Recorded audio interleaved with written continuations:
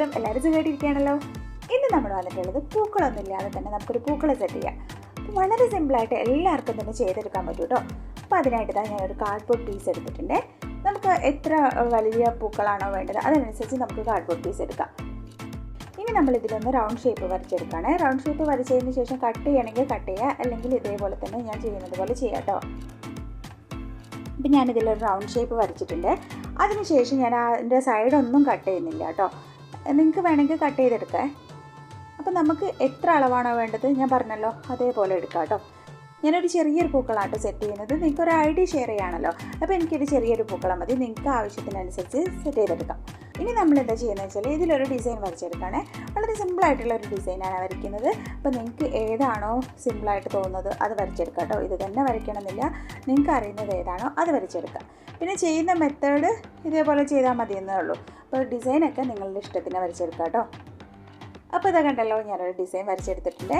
ഇനി നമ്മൾ എന്താ ചെയ്യുന്നത് വെച്ചാൽ ഇതേപോലുള്ള കിൽറ്റർ ഫോം ഷീറ്റ് ഉണ്ടല്ലോ, ഇത് വെച്ചിട്ടാണ് നമ്മളിന്ന് പൂക്കളം സെറ്റ് ചെയ്യുന്നത്. ഇനി നമ്മൾ വരച്ച് വെച്ചില്ലേ, അതിൻ്റെ ഓരോ ഷേപ്പിനനുസരിച്ച് നമുക്കിത് കട്ട് ചെയ്തെടുത്താൽ മതി കേട്ടോ. ഇതിലിപ്പോൾ സ്റ്റിക്കറുള്ള ടൈപ്പ് തന്നെ ആയതുകൊണ്ട് വേറെ ഗ്ലൂവിൻ്റെ ഒരു ആവശ്യം വരുന്നില്ല കേട്ടോ. നിങ്ങൾ വാങ്ങിക്കുമ്പോൾ സ്റ്റിക്കർ ഇല്ലാത്തതാണ് നിങ്ങൾക്ക് കിട്ടുന്നതെങ്കിൽ അതിൽ ഗ്ലൂ വെച്ചിട്ട് ഒട്ടിച്ചെടുത്താൽ മതി.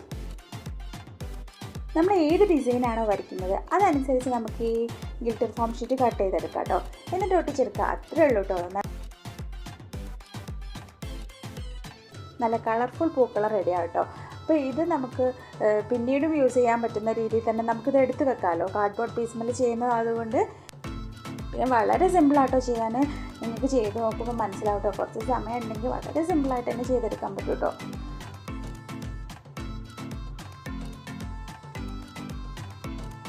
പിന്നെ ഞാനൊരു മുല്ലമുട്ടിൻ്റെ വീഡിയോ ഇട്ടിട്ടുണ്ടായിരുന്നേ.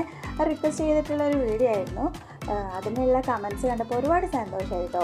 അപ്പോൾ നിങ്ങൾക്ക് ആർക്കെങ്കിലും കാണണമെന്നുണ്ടെങ്കിൽ അത് ഞാൻ ഡിസ്ക്രിപ്ഷൻ ബോക്സിൽ കൊടുക്കാം. അതേപോലെ ഒരു കുട്ടി സദ്യ ഉണ്ടാക്കിയിട്ടുണ്ട് കേട്ടോ.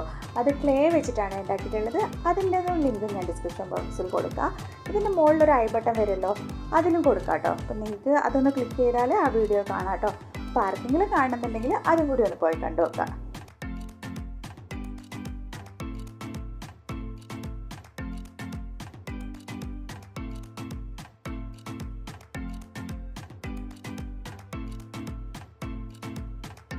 ഇനി നമ്മളിതെല്ലാം ഒന്ന് ഒട്ടിച്ചെടുക്കാം കേട്ടോ. നമുക്ക് എങ്ങനെ ഒട്ടിച്ചെടുക്കേണ്ടത് ഞാൻ പറഞ്ഞല്ലോ.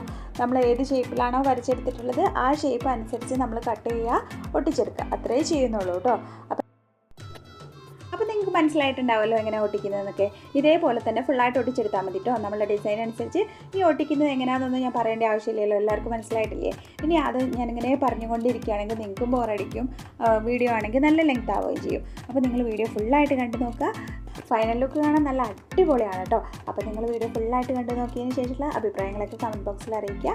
അതേപോലെ നിങ്ങൾ ട്രൈ ചെയ്തിട്ടുള്ള പിക്ചേഴ്സൊക്കെ ഉണ്ടെങ്കിൽ അത് ഇൻസ്റ്റാഗ്രാം ഐഡിയിലേക്ക് സെൻഡ് ചെയ്യുക. ഇനി അടുത്ത നല്ലൊരു വീഡിയോ ആയിട്ട് കാണുന്നത് വരെ എല്ലാവർക്കും ബൈ ബൈ. അസ്സലാമു അലൈക്കും. Take care.